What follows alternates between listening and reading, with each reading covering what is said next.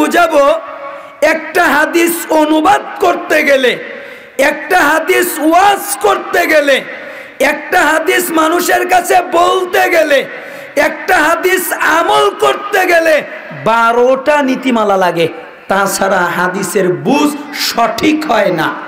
কয়টা নীতিমালা লাগে? 12টা। আপনারা মজা নিয়ে বুঝবেন ইনশাআল্লাহ, আমি আশাবাদী।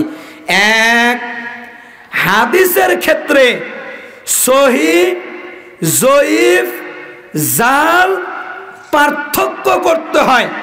কেন?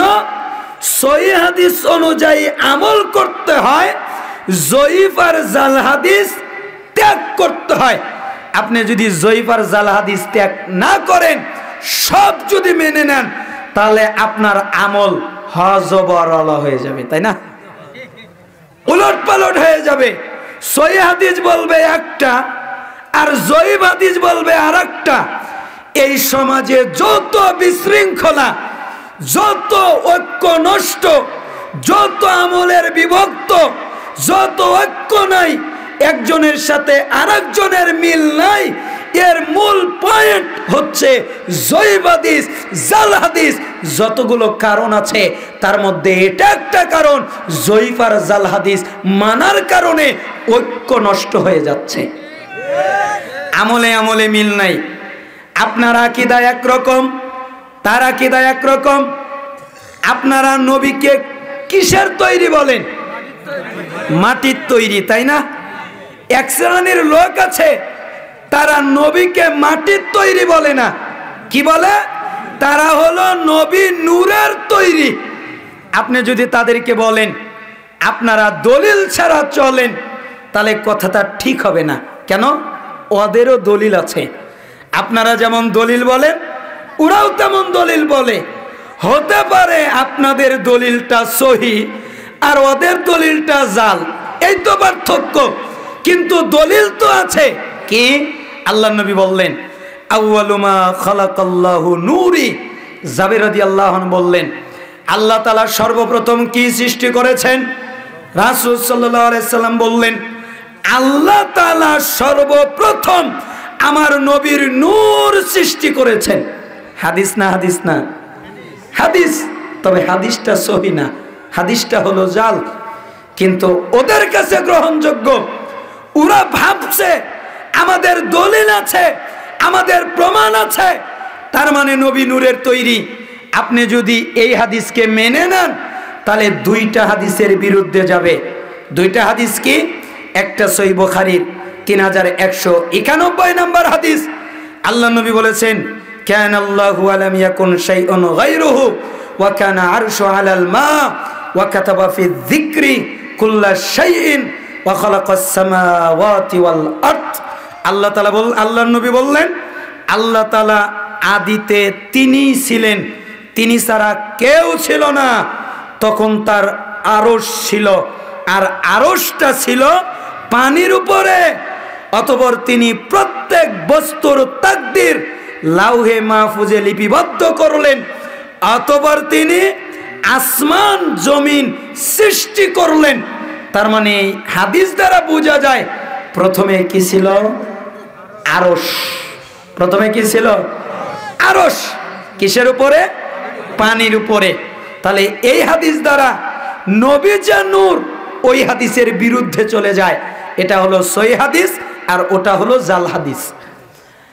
আর একটা সহিহ হাদিস আছে তিরমিজির 3319 নম্বর হাদিস। আল্লাহ নবী সাল্লাল্লাহু আলাইহি সাল্লাম বলেন ইন্না আউয়ালু মা খালাকাল্লাহুল কলম ফাকালা লাহু উকতুব ফাজারা বিমা হুয়া কাইনুন ইলাল আবাদ।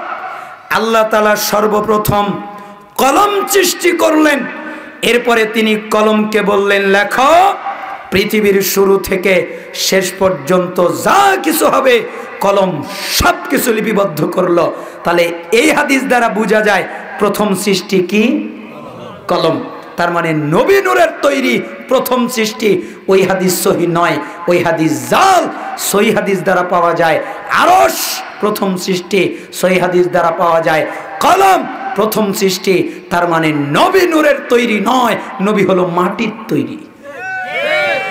এবার আপনি অপব্যাখ্যা করেন যখন হাদিস দিয়ে পারা যায় না তখন তারা আয়াত ব্যবহার করে। কি বলে? আল্লাহ বলেছে কদ জাআকুম মিনাল্লাহি নূরু ওয়া কিতাবুম মুবিন, আল্লাহ তাআলার পক্ষ থেকে তোমাদের উপরে নাজিল হয়েছে নূর এবং কিতাব। তখন ওরা বলে নূর মানে নবী নূরের তৈরি আর কিতাব মানে কোরআন, বলে না? তখন বলে তাহলে নবী নূরের তৈরি। এইখানে আমি আপনাকে ব্যাকরণ বোঝাবো, কারণ কোরআন বুঝতে ব্যাকরণ লাগে, তাই না? ব্যাকরণ না বুঝলে তো কোরআন বোঝা যায় না। ব্যাকরণ বোঝেন, ওয়াও শব্দের অর্থ ও হয়, ওয়াও শব্দের অর্থ এবং হয়, ওয়াও শব্দের অর্থ অর্থাৎ হয়, ওয়াও শব্দের অর্থ কসম হয়, ঠিক না? যদি বলা হয় আল্লাহে, আল্লাহর কসম, তাহলে ওয়াওয়ের অর্থ কি? কসম। ওয়া তিন, তিনের কসম। ওয়াল আসর, আসরের কসম। ওয়াল্লাযী নাফসি বিয়াদিহি, তার কসম যার হাতে আমার জীবন। তার মানে ওয়াওটা যদি আলিফ আর লাম এর আগে থাকে তাহলে ওয়াওয়ের অর্থ হয় কসম। ওয়াওটা যদি কোনো শব্দে থাকে, বাক্যে থাকে, আর ওই একই বাক্যে যদি বিহি এক বচনের জমির না থাকে তাহলে ওয়াওয়ের অর্থ হয় এবং, ওয়াওয়ের অর্থ হয় ও। কেন? এক বচনের জমির নাই। আর ওই একই শব্দে যদি এক বচনের জমির থাকে, কদ জাআকুম মিনাল্লাহি নূর ওয়া কিতাবুম মুবিন, এরপরে লাম আলিফ মানে ওয়াকফ করা যাবে না, এরপরে ইয়াহদি বিহি ত চিহ্ন, তার মানে ওয়াকফ করবে। বিহি আছে, বিহি হলো এক বচনের জমির, তার মানে ওয়াবের অর্থ এবং হবে না, কি হবে? অর্থাৎ। তাহলে এবার অর্থ হবে তোমাদের উপরে আল্লাহর পক্ষ থেকে এসেছে নূর, অর্থাৎ কিতাব। ওই নূরটাই কিতাব, ওই নূরটা কি? কিতাব। দলিল সূরা ইব্রাহিম 1 নম্বর আয়াত, লিতুখরিজান নাস মিনাজ যুলুমাতি ইলান নূর, আমি মানুষকে অন্ধকার সমূহ থেকে বের করার জন্য নূর নাজিল করেছি। নূর হলো এক বচন, বহু বচন হলো আনোয়ার। আমি একটা নাজিল করেছি, দুইটা নাজিল করি নাই। তার মানে নূরটাও হলো কিতাব। তার মানে নবী নূরের তৈরি নাই। আপনিই তো বলেন ওদের ময়দানে নবীজির দান মোবারক শহীদ হয়ে গেল, রক্ত বের হলো, তো নবী তো নূরের তৈরি, তো রক্ত আসলো কোন থেকে? রক্ত তো তার আসে যে রক্ত মাংসে গড়া মানুষ, ঠিক না? তাহলে বিভক্ত হয় কেন? জাল হাদিসের কারণে, জয়ীফ হাদিসের কারণে। এই জন্য সহিহ হাদিস মানতে হবে, জয়ীফ আর জাল হাদিস ত্যাগ করতে হবে। আচ্ছা, আপনাদের সমাজে আছে কিনা জানা নাই, আপনাদের এলাকায় আছে কিনা আমার জানা নাই। মসজিদে যখন জুমার খুতবা হয় তখন মাথার উপরে লাল বাতি জ্বালিয়ে দেওয়া হয় আর বলে দেওয়া হয় আপনারা কেউ সুন্নাতের নিয়াত করবেন না, কেন? আপনাদেরকে সময় দেওয়া হবে, বলা হয়। আপনাদের এলাকায় আছে? হুজুরকে যদি বলা হয়, আমি অনেক হুজুরকে সার্চ করেছি, আপনি এই কথা বলেন কেন? উনি দলিল দিতে পারে নাই, কিন্তু আমার কাছে দলিল আছে। আমি হানাফি মাদ্রাসায় পড়াশোনা করা, তো এজন্য হানাফি দলিল আমার কাছে আছে। আমি তানকিহুল কালাম একটা কিতাব পড়েছিলাম, তার ভিতরে একটা হাদিস পড়েছিলাম। আল্লাহর নবী বলেছেন লা তুসাল্লু ওয়াল ইমামু ইয়াখতুবু, ইমাম যখন খুতবা দেয় তখন তোমরা সালাত আদায় করবা না। ইমাম খুতবা দেওয়ার সময় কি করা যাবে না?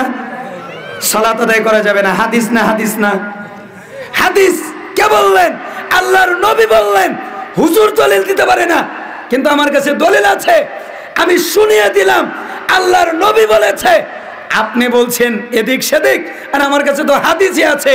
আল্লাহর নবী বলেছেন ইমাম যখন খুতবা দেয় তখন তুমি সালাত আদায় করবা না। তার মানে বাতি জ্বালিয়ে দিলাম, সালাত আদায় করা যাবে না, আপনারা বসে পড়েন। কিন্তু এই হাদিসটা জাল। হাদিসটা কি? জাল। তবে এটা হাদিস। এই হাদিসের বিরুদ্ধে হাদিস আছে। আপনি বুখারীতে যান, 930 নম্বর হাদিস খোলেন, 931 নম্বর হাদিস খোলেন, মুসলিমে যান 2061 নম্বর হাদিস খোলেন, মিশকাতে যান 1411 নম্বর হাদিস খোলেন। আল্লাহ নবী সাল্লাল্লাহু আলাইহি সাল্লাম বলেছেন, কি বললেন? একজন সাহাবী মসজিদে প্রবেশ করলো, আল্লাহর নবী খুতবা দিচ্ছিলেন, ওই লোকটা প্রবেশ করলো, আল্লাহর নবী লোকটাকে বললেন, আসল্লাইতা, এই লোক তুমি কি সালাত আদায় করেছো? ক্বালা লা, না আমি সালাত আদায় করি নাই। আল্লাহর নবী বললেন, কম, দাঁড়াও, ফাসল্লি রাকাতাইন, 2 রাকাত সালাত আদায় করো। তার মানে রাসূলের খুতবার সময় সালাত আদায় করা চলে, রাসূলের খুতবার সময় নামাজ আদায় করা চলে, রাসূলের খুতবার সময় সুন্নাত চলে, আর তুমি হুজুর এত দামি যে তোমার খুতবার সময় সালাতই চলে না। তার মানে তোমার খুতবা রাসূলের চাইতেও দাম, তাই না? তাই হয়ে গেল না? রাসূলের খুতবার সময় যদি সালাত চলে তো হুজুরের সময় চলবে না? তো জাল হাদিসের উপরে আমল করলে এরকমই হয়। এজন্য 1 নম্বর নীতিমালা হাদিসের ক্ষেত্রে সহিহ, জয়ীফ হয়। এক শ্রেণীর লোক আবার বলে, কি বলে? কয় হাদিস কি আবার জাল হয়? কয় হাদিস মানে কি? কয় রাসূলের কথা। আচ্ছা বলেন তো, রাসূলের কথা কি জাল হয়? আচ্ছা আপনাদের কাছে প্রশ্ন, টাকা জাল হয়? ভালো করে বলেন, হয়? আচ্ছা টাকাটা দেখতে কিসের মতো? গাছের পাতার মতো না? জাল তো টাকার মতো হবে কেন? টাকার মতোই। তারপরে ওটা কি? জাল। তো হাদিস যদি জাল বানায় কিসের মতো হবে? আগে এটা বোঝেন, টাকা যদি জাল হয় ওটা টাকার মতোই হবে, হাদিস যদি জাল হয় ওটা হাদিসের মতোই হবে। কেন? টাকা জাল কেন? অনুমতি দেওয়া হয় নাই, ও বিনা অনুমতিতে ছাপিয়েছে, তাই ওর টাকা জাল। হাদিস জাল কেন? আল্লাহর নবী বলে নাই, ও নিজে বানিয়ে আল্লাহর নবীর নামে চালিয়ে দিয়েছে, তাই ওটা হাদিস জাল। আপনি তো বলেন হাদিস জাল হয় না, তাহলে আপনাকে কয়টা হাদিস দেই মানতে পারেন কিনা? এক, দলিলও বলছি, বাইহাকি সুনানুল কুবরা 5823 নম্বর হাদিস। বাইহাকির সুনানুল কুবরা কয় নম্বর হাদিস? 5823 নম্বর হাদিস। রাসূল সাল্লাল্লাহু আলাইহি সাল্লাম বলছেন, লা জুমাতা ওয়ালা তাশরিকা ইল্লা ফি মিসরিন জামিন। গ্রামের লোকেদের জুমা নাই, গ্রামের লোকেদের তাশরিক নাই। গ্রামের লোকেদের কি নাই? আপনারা গ্রামের না শহরে? তাহলে আগামী জুমা থেকে আর জুমা পড়বেন না। গ্রামের তো আপনারা জুমা পড়ে কি করবেন? হাদিস তো জাল হয় না। আপনি তো বলেন জাল হয় না, হাদিস কি জাল হয়? যারা বলে জাল হয় না তো মানেন। আজ থেকে জুমা বাদ, কুরবানির ঈদের সময় তাশরিক পড়তে হয়। তাশরিক বাদ কাদের? যারা গ্রামে থাকে তাদের। শহরে যারা ওরা তাশরিক পড়বে, জুমা পড়বে, আর গ্রামের লোকের জুমাও নাই, তাশরিকও নাই। হাদিস তো জাল হয় না। আল্লাহ নবী সাল্লাল্লাহু আলাইহি সাল্লাম বললেন, আনা খাতিমুন নবীন, আমি হলাম শেষ নবী, লা নবিয়্যা বাদি, আমার পরে আর কোনো নবী নাই। কাদিয়ানীরা কি করলো? ওর সাথে একটু লাগাইয়া দিল, ইল্লা আইয়াশা আল্লাহ, আল্লাহ যদি চায়। আচ্ছা আল্লাহ চাইলে নবী হতে পারে না? আল্লাহ চাইলে হতে পারে না? আল্লাহ চাইবেন না? কি মনে হয় চাইবেন না? আল্লাহ চাইবেন না নবী হক, কারণ মুহাম্মদ সাল্লাল্লাহু আলাইহি সাল্লাম শেষ নবী। কাদিয়ানীরা বলল, ওই খতম মানে আংটি, মুহাম্মদ হলো আংটিওয়ালা নবী, তার মানে উনি শেষ নবী নয়, আরেকটা শেষ নবী আসবে। তো যারা বলে হাদিস জাল হয় না, তো মানেন নবী শেষ নয়, আরেকটা আসবে। হাদিসের ভিতরে তো আছে, কেউ যদি সুন্দরী মেয়ের দিকে তাকায় তাহলে তার চোখের জ্যোতির পাওয়ার বেড়ে যায়। আচ্ছা বলেন তো, সুন্দরী মেয়ের দিকে তাকালে কি বেড়ে যায়? চোখের জ্যোতি বেড়ে যায়। তাহলে চোখের ডাক্তার দিয়ে হবে কি? তা আপনার ডাক্তারের প্রয়োজন নাই। তাহলে যার বাড়িতে সুন্দরী মেয়ে আছে ওই বাড়িতে যাবে আর মেয়ের দিকে তাকিয়ে থাকবে। কেন? চক্ষু ভালো হবে। হাদিস তো জাল, তাই না? তো যারা বলে হাদিস জাল হয় না তাদেরকে আর কি দিয়ে বোঝাবো? হাদিস জাল হয়? হয়। আল্লাহর নবী বলে নাই কেউ যদি তার নামে চালিয়ে দেয় তখনই হাদিস জাল হয়, কারণ ওটা আল্লাহর নবী বলে নাই, তাই তো হাদিস জাল। আল্লাহর নবী বললে কি জাল হয়? আল্লাহর নবী যেটা বলেন ওটা সহিহ হয়। দুই, হাদিসের ক্ষেত্রে, সহিহ হাদিসের ক্ষেত্রে দুইটা জিনিস ফলো করতে হয়। এক, সহিহ অর্থ করতে হয়, সহিহ ব্যাখ্যা করতে হয়। হাদিস সহিহ, অর্থ জাল। হাদিস সহিহ, ব্যাখ্যা জাল। তাহলে সহিহ হাদিসের জাল ব্যাখ্যা মেনে যা ক্ষতি হবে, জাল জয়ীব হাদিস মেনে তাই ক্ষতি হবে, ঠিক না? ব্যাখ্যা জাল, অর্থ জাল। দুই, সহিহ হাদিসের ক্ষেত্রে একটা হাদিস দিয়ে ফতোয়া দেওয়া যাবে না। একটা সহিহ হাদিসকে আরেকটা সহিহ হাদিস দিয়ে ব্যাখ্যা করতে হবে, বুঝাতে হবে। আচ্ছা, আপনারা কি আমার কথা বুঝতে পারতেছেন? কিভাবে বুঝতে হবে? আপনাদের সমাজে আছে কিনা জানা নাই। ফজরের সময় মসজিদে ঢুকবেন, ঢুকার পরে দেখবেন একামত হয়ে গেছে, লোকেরা জামাতে দাঁড়িয়ে গেছে, আর কিছু ভদ্রলোক আছে ওরা এত তাকওয়াশীল, এত ভালো মানুষ, ওরা সুন্নাত পড়ছে। কেন?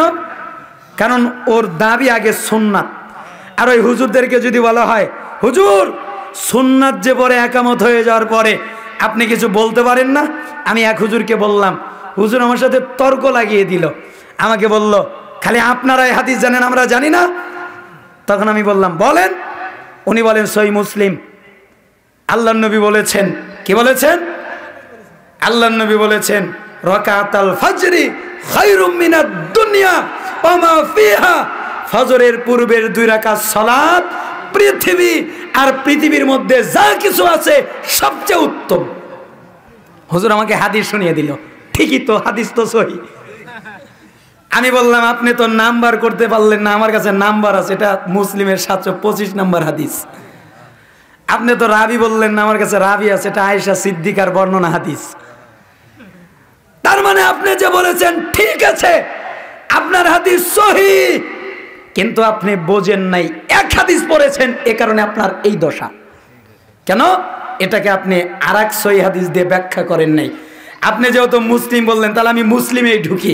আপনি খোলেন 710 নম্বর হাদিস, আবু হুরায়রা রাবি, তিনি বলছেন ইযা উকিমাতিস সালাহ ফালা সালাতা ইল্লাল মাকতুবা। যখন ফরজ সালাতের একামত হয় তখন সমস্ত সালাত বাতিল। ওটা সুন্নাত হোক, ওটা নফল হোক, ওটা তাহিয়াতুল মসজিদ হোক, ওটা দখলুল মসজিদ হোক, ওটা যেই সালাত হোক, সব সালাত বাতিল একামত হয়ে গেলেই। কে বললেন? আল্লাহর নবী। তাহলে একামত হয়ে গেলে সালাত পড়া যাবে না। হুজুর বললেন আমাদের হুজুররা তো এভাবেই বোঝায়। তখন আমি বললাম ঠিক আছে, আপনাকে এবার ভিন্ন কায়দায় বোঝাতে হবে। কিভাবে? আল্লাহর নবী বলেছেন, ইবনে মাজাহ 1152 নম্বর হাদিস, আব্দুল্লাহ বিন শারজিজ উনি বলেন রাসূল সাল্লাল্লাহু আলাইহি সাল্লাম সালাতরত অবস্থায় এক ব্যক্তিকে 2 রাকাত সালাত আদায় করতে দেখলেন। আল্লাহ নবী সাল্লাল্লাহু আলাইহি সাল্লাম সালাত শেষ করলেন। এরপরে তিনি ওই লোকের কাছে আসলেন। আসার পরে বললেন বি আইয়ি সালাতাইকা তাদাত্তা, হে সাহাবী তোমার এই 2 সালাতের কোনটা হিসাব করলে বলো। তুমি যে সুন্নাত পড়লে এটা হিসাব করলে, নাকি ফরজ পড়লে এটা হিসাব করলে? একটা কাটা যাবে, একটা বাতিল হবে, দুটা টিকবে না। তো হিসাব করলে কোনটা বলো? কোনটা হিসাব করলে? ও তো আর জানে না যে ফরজ কাটবে আল্লাহ না নফল কাটবে, ফরজ কাটবে না সুন্নাত কাটবে, ও জানে। এই জন্য নবী বললেন কোনটা বাতিল বলো। দলিল ইবনে মাজাহ 1152 নম্বর হাদিস। এখন খোলেন দেখেন। দ্বিতীয় হাদিস আব্দুল্লাহ বিন মালিক বিন বুহাইনা, তিনি বলেন আল্লাহ নবী সাল্লাল্লাহু আলাইহি সাল্লাম সালাতরত এক ব্যক্তির পাশ দিয়ে যাচ্ছিলেন, একামত হয়ে গেছে, লোকটা সালাত আদায় করছে। আল্লাহর নবী সাহাবীরা লোকটাকে ঘিরে ধরল। সালাত শেষে আল্লাহর নবী ওই লোকটার কাছে আসলেন আর বললেন, আসসুবহা আরবান, ফজর কি 4 রাকাত, আসসুবহা আরবান, ফজর কি 4 রাকাত। তো তুমি যে সুন্নাত পড়লে একামত হয়ে যাওয়ার পরে, তো তুমি কি বুঝাচ্ছ ফরজ 4 রাকাত, ফরজ 4 রাকাত, এটা কি বুঝাচ্ছ? তার মানে আল্লাহ নবী ধমক দিলেন, ফরজ কি 4 রাকাত। আপনি ইবনে মাজায় যান, 1153 নম্বর হাদিস, আব্দুল্লাহ বিন মালিক বিন বুহাইনা উনি বলেন, রাসূল সাল্লাল্লাহু আলাইহি ওয়াসাল্লাম সালাতরত অবস্থায় এক ব্যক্তিকে দেখলেন, তখন একামত হয়ে গেছে। আল্লাহর নবী তাকে কি যেন বললেন, আমি আব্দুল্লাহ বিন মালিক বিন বুহাইনা বুঝতে পারলাম না। এই জন্য আমরা সাহাবীরা ওই লোকের কাছে গেলাম, যাওয়ার পরে বললাম, আল্লাহর নবী তোমাকে কি বলল? তখন লোকটা বলল, আল্লাহর নবী কি বলল জানো? উনি বলল, ইউশিকু আহাদুকুম আইয়ুসাল্লিয়াল ফাজরা আরবান, ওয়াসিরাই তোমাদের মধ্যে একটা দল হবে, একটা গোষ্ঠী হবে, একটা জাতি হবে, একটা সম্প্রদায় হবে, যারা ফজরে 4 রাকাত ফরজ পড়বে। কয় রাকাত ফরজ পড়বে? 4 রাকাত। তা আপনি এক হাদিস নিলেন কেন? এগুলো নেন, সালাফরা এই হাদিসগুলো আনার পরে ওরা ফতোয়া দিচ্ছেন, কি বলছেন? যারা একামত হয়ে যাওয়ার পরে সুন্নাত পড়ে, ওদের সুন্নাতও বাতিল, ওদের ফরজও বাতিল। তার মানে ওদের কি নাই? ফরজ নাই, সুন্নাহ নাই। তাহলে হাদিসকে, সই হাদিসকে নিজের মতো বুঝলে হবে? কার মতো বুঝতে হবে? আল্লাহ রাসূলের মতো বুঝতে হবে। তাহলে একামত হয়ে গেলে সালাত পড়বেন। এবার যদি বলেন তো কি করব, সালাত যখন শেষ হয়ে যাবে তখন পড়বেন। এক ব্যক্তি সালাত আদায় করলো, ফরজ সালাতের পর আল্লাহ নবী বললেন, তুমি কি পড়লে? তখন লোকটা বলল, আমি ফরজের পূর্বের 2 রাকাত পড়তে পারি নাই, তাই পড়ছি। আল্লাহ নবী কিছু বললেন না। তাতে প্রমাণিত হয় সালাতের পর পর পড়া যায়, অথবা সূর্য উঠে যাওয়ার 15-20 মিনিট পরে পড়ে নেবে। কিন্তু একামত হয়ে গেলে কোনো সুন্নাত চলবে না, কোনো সুন্নাত পড়া যাবে না। 3, সাহাবীদের ব্যাখ্যা নিতে হবে। 4, তাবেঈদের ব্যাখ্যা নিতে হবে। 5, মুহাদ্দিসিনে কিরামদের ব্যাখ্যা নিতে হবে। মুহাদ্দিসিনে কিরাম যেভাবে হাদিস বুঝেছে ওইভাবে হাদিস বুঝতে হবে, তা না হলে হাদিসের বুঝ সঠিক হবে না। 6, হাদিসকে আরবি ভাষাবিদরা যে অর্থে বুঝেছে ওই অর্থে বুঝতে হবে। 7, হাদিস কোরআন হাদিসে যেই পরিভাষা ওইগুলো চেঞ্জ করা যাবে না। 8, সুন্নাত বিদআত বুঝতে হবে, তাওহীদ শিরিক বুঝতে হবে, তা নাহলে বিপদে পড়ে যাবে। কেন? এক লোক বলছে মুনাজাত করে, আল্লাহ তুমি আমাকে বিদআত থেকে বাঁচাও। ও কি করছে? বিদআত।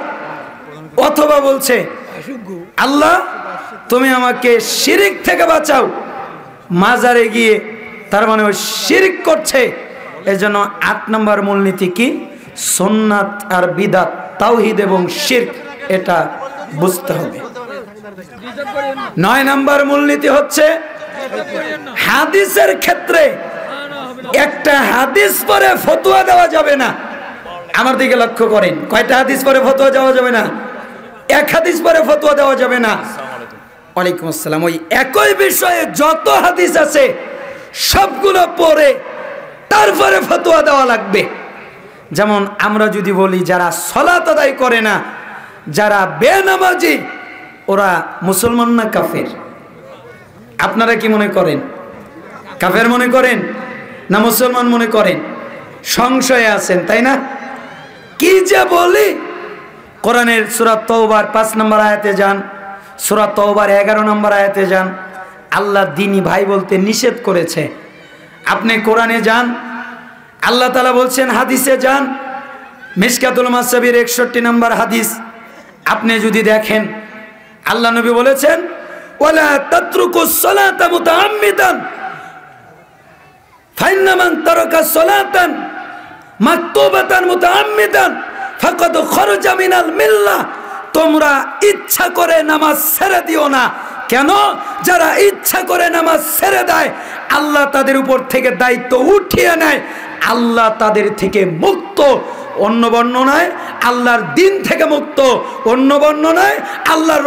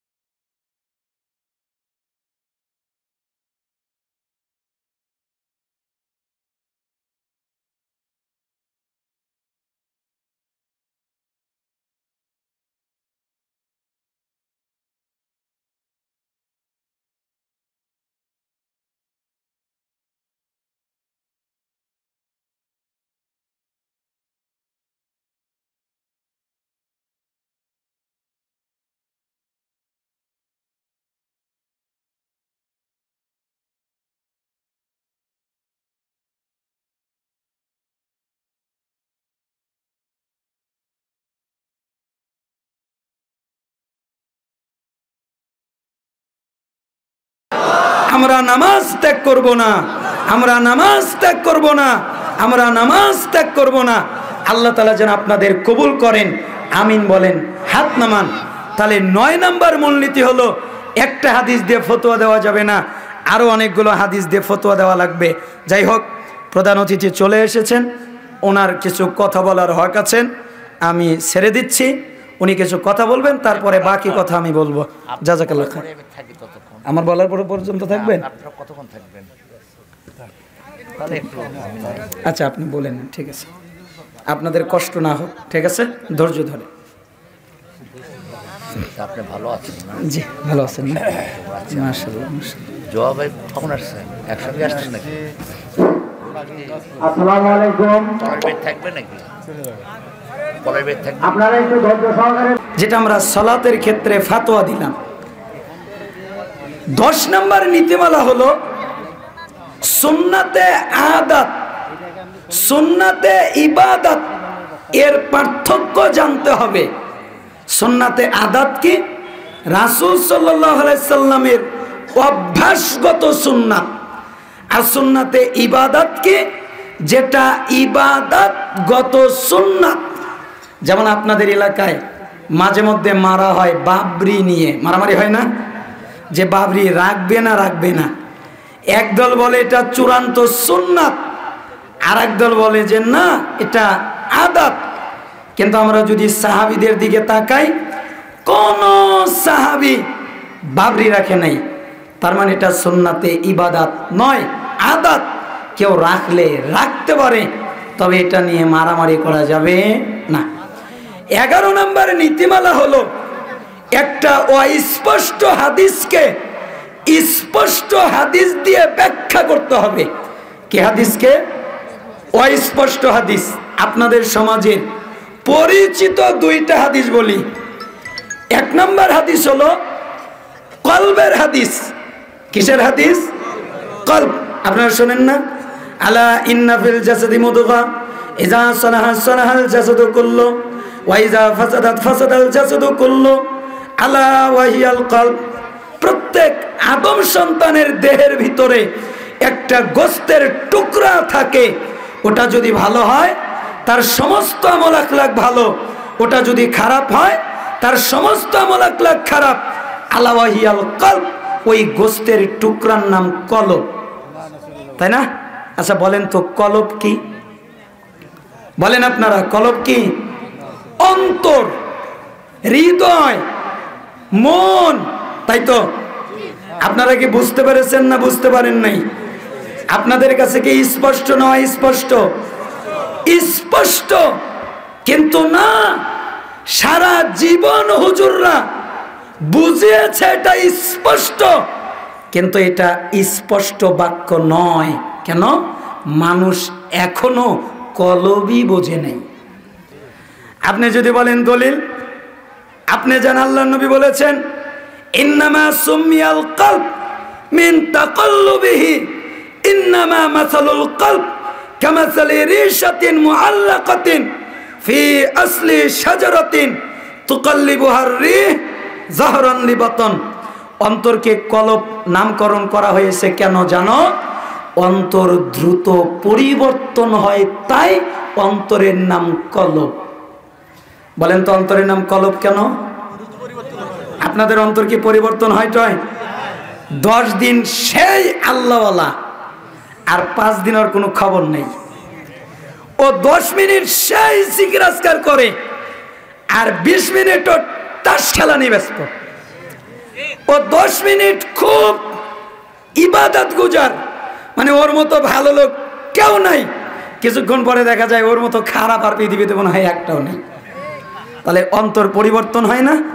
এই জন্য আল্লাহ নবী বললেন অন্তরের নাম এমনিই কি অন্তর রাখা হয়েছে? কেন জানো? ওটা পরিবর্তন হয় তাই। কেমন? একটা গাছের পাতার মতো, যাকে চেকন সুতা দিয়ে ঝুলিয়ে রাখা হয়, এরপরে যখন বাতাস আসে তখন তাকে উলট পালট করে। এজন্যই এটা অন্তর। তার মানে অন্তর মানে উলট পালট হওয়া। অন্তর মানে কি হওয়া জানতেন? তাহলে অস্পষ্ট হাদিসকে স্পষ্ট হাদিস দিয়ে ব্যাখ্যা করতে হয়।